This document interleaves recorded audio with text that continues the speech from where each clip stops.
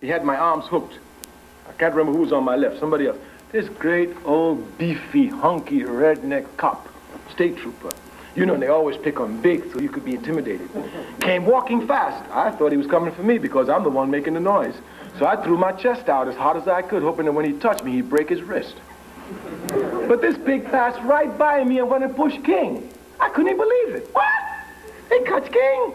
King was grabbing my arm. I was trying to get my arm out to get to that pig. And I was launching. King said, everybody grab him. They all grabbed me. Well, you know, it was a march between SNCC and SCLC and some other organizations. And, of course, we had competition all the time, the two of us, these two organizations. But don't get confused. When we face the enemy as one. And we wouldn't hesitate to take a bullet for each other at any time. SNCC people tell me, you made a big mistake. You violated nonviolence. And, you know, after the march at night, we'd have meetings. And then we'd criticize each other. Seriously, you know, if SCLC made a mistake, we'd crucify them. And if we made a mistake, they'd crucify us. And all through the march, always going through my head is tonight, they're going to give us some trouble. When the meeting came at night, not one SCLC staffer raised the issue.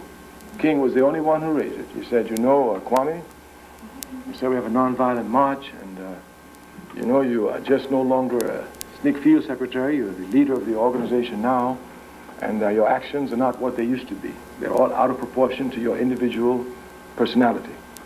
So your actions must be clear. He spoke. I knew I was incorrect. When he was finished, I told him, I said, Dr. King, I promise you one thing.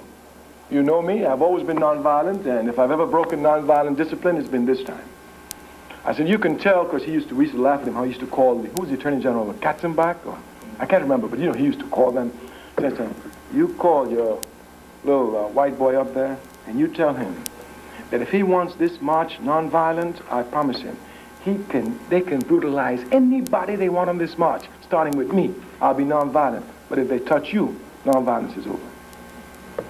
That's exactly what I told him. And when he died on April 4th, I knew what my job was. I knew precisely what it was. Nonviolence would be over this day, here and now. They'll know it. Everybody who we have contact with, start burning the cities. Let them know we ain't playing this. The people buried King. People don't make the mistakes that King made. King made a mistake. King makes the same mistake that Mandela makes.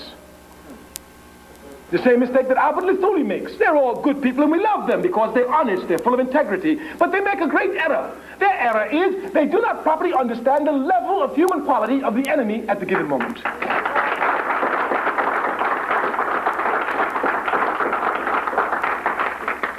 But the people know the level of human quality of the enemy because the people deal with them every day. So while we love King and we applaud for him and we appreciate him, we follow him, when he says nonviolence always, we just look at him nicely. Nice, you know he means well. But get the guns. You know, and this can be seen everywhere.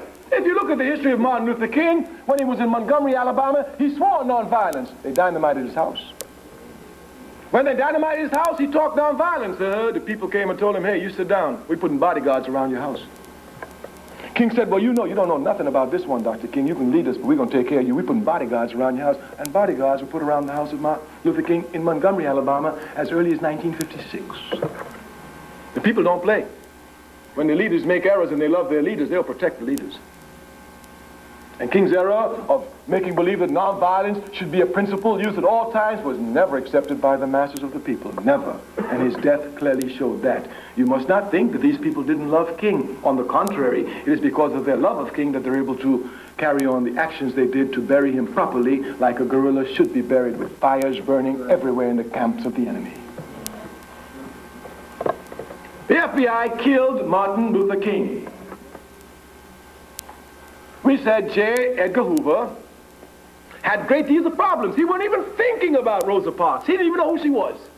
He couldn't think that these Africans could rise up and burn down the cities. These Africans could rise up and cause casualties in America. These Africans could cause America to change their policies because of the relationship outside the world in their struggle with what they call the Cold War and the USSR. He never even envisioned that. These little Africans, be serious. But the people, the almighty people, they will always shock the enemy because the enemy can never know the people. This is a fact. Go and you will see. When J. Edgar Hoover killed Martin Luther King, that pig had arranged for us to have meetings all over the country in churches. They had it prepared. Churches? Ain't nobody going to church today, Jack. I remember James Brown. He got this there. I'm there to shoot him. He got down. He said, I ain't in it. What? Listen, when the people rise up in rage, if you ain't with them, you better be cool. Don't get in their path, because they will walk over you. They will walk over you. We said the FBI killed King. J. Edgar Hoover had a real problem. He had just quashed the Communist Party, finished all that, had everything under control, and now these Africans are screaming. And not only King, but King is now producing others like Snake and the Black Panthers, etc., etc. They have to be stopped. It's clear. You must understand that I understand in revolution there is no sentimentality. The FBI seeking to shoot me is just as natural as me seeking to shoot them. That's all. And no need for sentiment in it. I have a position which is opposed to their position, they have a position which is opposed to my position, and two objects cannot occupy the same space at the same time. So there's no sentimentality here. Revolution is scientific, never emotional. It has its own laws, just like everything under the sun, indeed, including the sun. Of course. Just because we don't know it doesn't mean it doesn't exist. The laws to go to the moon were here since man and woman first came on the face of the earth. We just came to find them out a couple of years ago, but they were here. The laws governing social behavior is here. In a capitalist system, they don't even direct your attention there because they tell you, oh, you know, you can't control human behavior. It's so unpredictable, so don't try to put laws on human behavior. Garbage. There's laws on everything. Even human development itself has its own unfurling laws, just like everything in life. FBI J. Edgar Hoover had a decision. I have to kill these Africans. I have to kill their leaders. They're making too much trouble. But J. Edgar Hoover is a political man. He's not just a cold-blooded assassinate. No. When the FBI and the CIA kill, it is properly planned. It's a political decision. It's always a political decision. This man, Lumumba, they told Kennedy, they told Eisenhower, this man, Lumumba, is making a lot of trouble in Congo. If we don't get rid of him, our interests are in trouble. So Eisenhower says, get rid of him. There's nothing sentimental about it. You don't even know Lumumba. So you mustn't think that in these struggles there is sentimental hatred. No, no, no. J. Edgar Hoover is a cold-blooded assassinator. But he's not emotional at all. He has to make clear political decisions. He has to kill him, so he has to kill. But here's his problem. He doesn't have to worry about the right, the NAACP, and the Urban League. His trouble is King and to the left. Why is King his trouble? King, we said, is his trouble because they thought in the beginning that King was just a simple pork chop preacher. And they thought certainly they can give them pork chop and he'd sit down after a while. That's just what they thought. That's just what just like they do to all the others. You know, some they don't even give pork chop, they let them smell it and they sit down. You know, what makes me mad with our reactionaries is they sell out our people for nothing. I mean, what makes me mad about Africa is the scum of our race who rules our country, sell our countries for a Mercedes. These pigs don't know the value of a diamond. They know nothing. They find a diamond, they go to the white man. The white man says, oh, good, I'll give you a Mercedes. Mercedes? Yes, yours. Diamond is worth $1 million. They sell us cheap, you know. Me, if I ever sell my people, I promise you, I sell them for a high price because I know the value of my people. I do. How about $300,000? Okay, you can use that to call me with. Sell my people for chump change? Be serious. But they do it all the time. So since King wasn't one of those chump change preachers, and they gave him a lot of publicity, being sure they'd be able to control him, gave him the Nobel Prize, being sure they'd be able to control him, but the more they gave him, the less he was able to be controlled, and the more publicity gave him among the masses, and the more the masses loved him. So because of them and their error, they came to put King squarely in the face and the center of the movement, and everybody loved King. J. Edgar Hoover had to kill somebody, so he said, all right, if we start on the left with SNCC and the Black Panther Party, since Martin Luther King is an honest man, when we kill and the community get mad, King will move to the left. They had seen this clearly from the Black Power March in Mississippi. Matter of fact, at the end of the Black Power March, King was closer to SNCC and closer to the core than he was to NAACP and Urban League. And by the time we got through with him, he was a major force against the war in Vietnam. Let me make it clear to you. SCLC was not the first organization to attack the Vietnam War. It was a Student Nonviolent Coordinating Committee. We did it by ourselves and were isolated. And when we had our meetings, oh, we in trouble, we by ourselves, but we can take them on. I said, no, we're not going to take them on by ourselves. King going to take them on. King going to take them on? Yeah, King going to take them on. We're going to make King take them on. And we worked out a clear program for King. nonviolent, full of love. Every time you see King, pose the contradictions to him about his position of nonviolence in America and supporting violence in Vietnam. I remember one night in Chicago, I was there and I heard King was there. Oh, and you know, Dr. King was like all clear African men had appreciation for all beautiful things. And I went to see him with some nice, beautiful things. It was 1 o'clock in the morning. And we sat down. I said, oh, I haven't seen you in such a long time. I said, oh, Dr. King, these two young sisters have been dying to meet you. If they don't meet you, they'll kill me. So we met them, sat down. We talked a little while. I said, Dr. King, you remember, what was that brother's name? Oh, okay. Do you remember Frank Hughes? He said, Frank Hughes. Frank Hughes said, yeah, Dr. King, remember that's the brother down in Mississippi? Oh, yeah, I remember him, Kwame. What happened? Where? I haven't seen him in a long time. Where is he? I said, you remember how he joined the movement? You gave him so much advice on nonviolence? Because he was a little rough brother, lumping proletariat. Couldn't believe in nonviolence. And King himself sat the brother down, talked to him. The brother got convinced. I said, remember King said, yeah. He said, where is he, Kwame? I said, Dr. King, he's dead. He's dead. What happened to him? Well, he got shot in Vietnam. In Vietnam? Yeah, Dr. King. I guess your nonviolence didn't go far enough to Vietnam. Or maybe it did. Maybe he just put his gun down and let the Vietnamese shoot him. Hitting him hard, without pity and without mercy. Well, Dr. King, that's your policy. You tell us to be nonviolent here, not to be nonviolent in Vietnam. That's what you get. We knew that the forces of the FBI, through all sorts of infiltration, were trying to stop King from taking the correct position. Telling him that, you know, this is not domestic matter. You shouldn't get involved in this international matter. The political problem for King was clear. Once he came out against the war in Vietnam, he must come out against the federal government. King, we say, was an honest man. And that's why we will always love him, because what our people need more than anything else throughout the world is just honest men and women who truly represent their interest.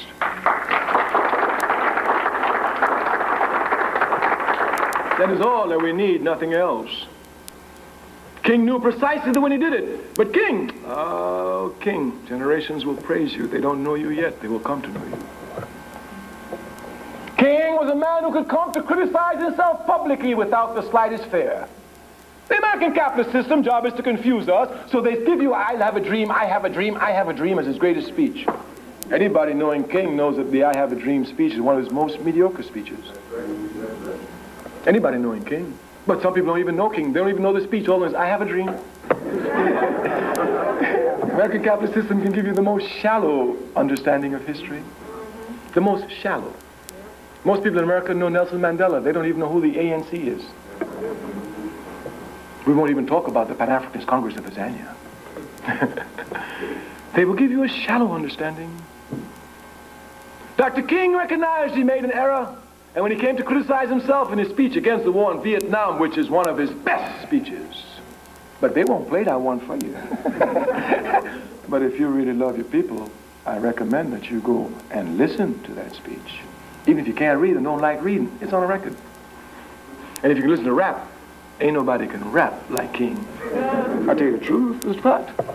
One time I remember in Sunday, King invited me, he said, called me up in Atlanta Saturday, he said, call me, what you doing tomorrow? I said, oh, tomorrow's Sunday. Oh, Dr. King, I said, I have a lot of work to do.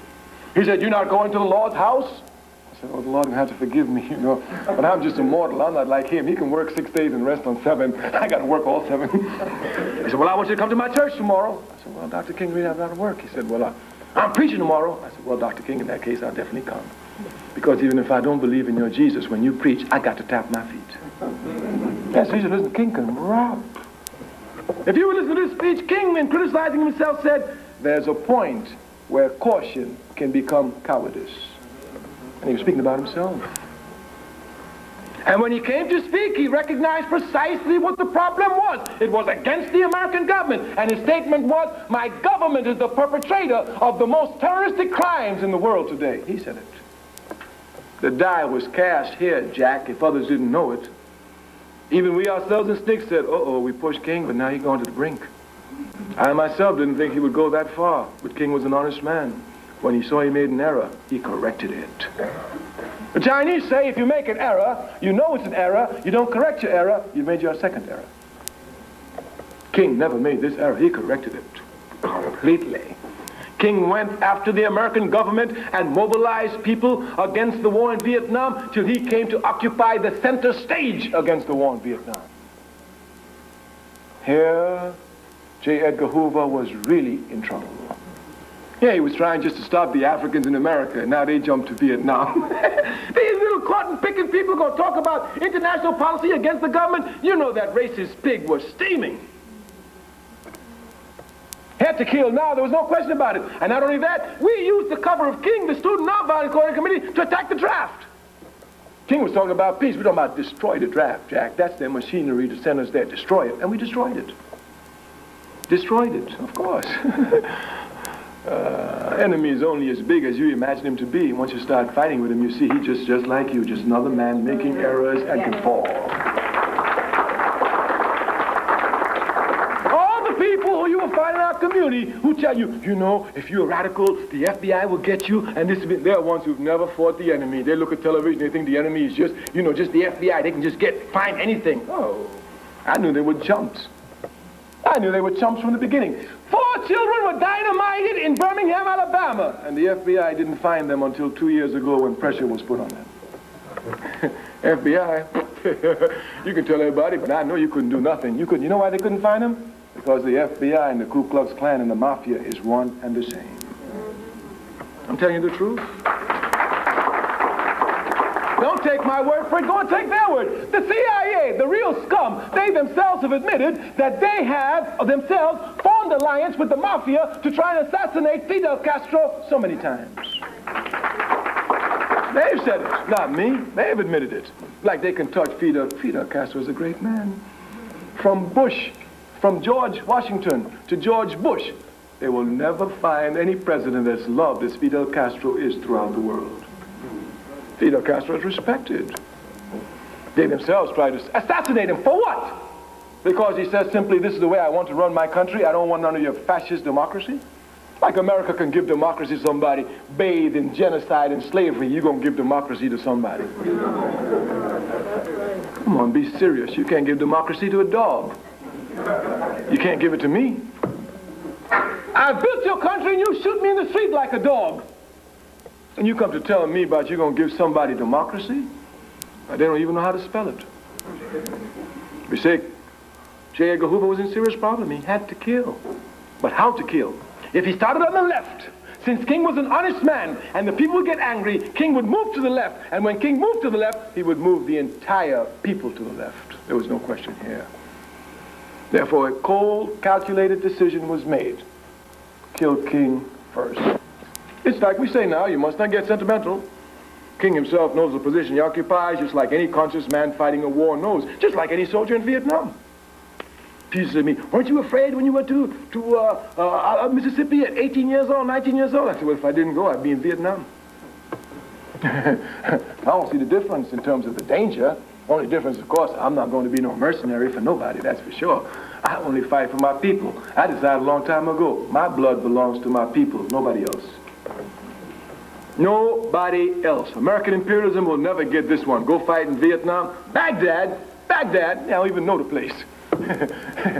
Go fight where? No, Jack, I don't know Saddam Hussein. I don't even speak Arabic, so if he insults me, I don't know, but I know English. And I knows who insults me. And I knows even the names they call me.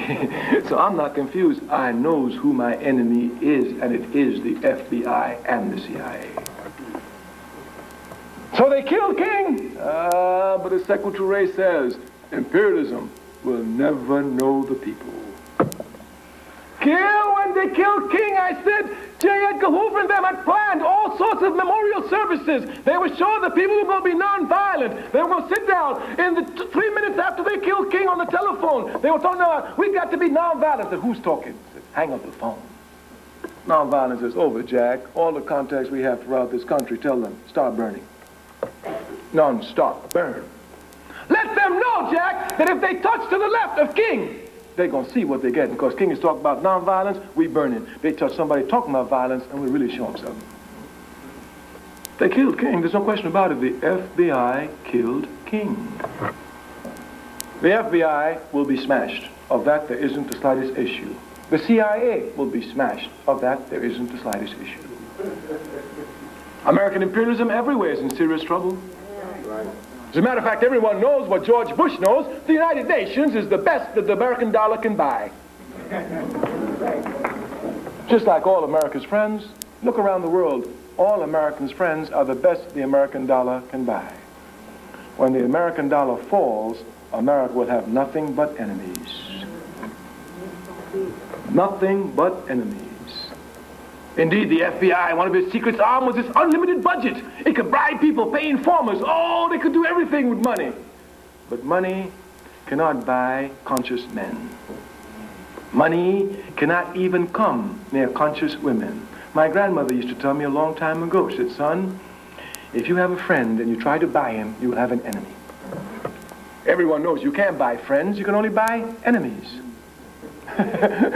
Bush doesn't seem to know this. He thinks the one he buys, they really like him. He thinks like a slave master believes that all her cotton-picking, grinning from ear to ear slaves really, really love her and will die for her. None of them will burn her plantation. Some of us are crazy, we do burn. Bush is in serious trouble. The American capitalist system is in serious trouble, and the FBI shows this contradiction most of all. Look and you will see. Even CIA agents now have to quit the CIA and come before the people and tell the truth about the CIA. Look everywhere, you will see it. When in 1966 we said the CIA overthrew Nkrumah, we had no facts. People said, oh, you know, they're always saying something, but today nobody can say that. Even Stockwell in his book gives the proofs, names the agents who were instrumental in overthrowing Kwame Nkrumah. The CIA has a history throughout the world that is hated by people. Hated everywhere, and it's righteous hatred. The people in America must understand what their responsibility is. The government, which speaks in their name, creates hatred for them all over the world. You think that Bush thinks he has a victory in Baghdad? It's nothing but a failure. Throughout the world, the hatred for America is astonishing. I live in Africa. Where I live, there are many reactionary forces. I mean reactionary. And I was surprised. During the war and after the war, when I go to talk to some of these reactionary forces, the insults they would heap on America made me sound like an Uncle Tom. How would they ask me, how is it possible for him to go and kill all these children who have done nothing to him? Say he's going there for Saddam Hussein. Saddam Hussein is still alive. He ain't doing nothing to him. How could he justify that? The American capitalist system has a logic of its own. And those Africans who don't think but just follow unconsciously follow that logic, but not everybody follows the logic. They are laughing because the Soviet Union has fallen apart. They're having a great, great hurrah. You know what the people say outside America? Gorbachev is a fool. When he had socialism, he had a strong country, was respected and even feared by America. He was helping everybody. Today he's got a tin pan begging America for money because he gave up socialism. The facts are clear.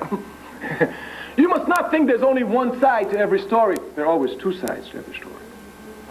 And you must not think your side is the only side. There's always the other side. Of course, one of the tricks of American capitalism in giving education is that it gives only a one-sided view of reality.